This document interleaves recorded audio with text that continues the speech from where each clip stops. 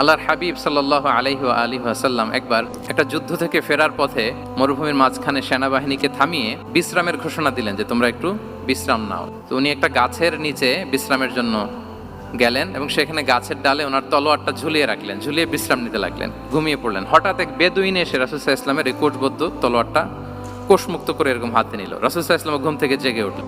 এবার বেদুইন বলতে আরম্ভ করলো, মাইয়ামনাউকা মিন্নি, এই মুহাম্মদ তোমাকে এবার কে বাঁচাবে বলো, এই তো আমার হাতে তলোয়ার।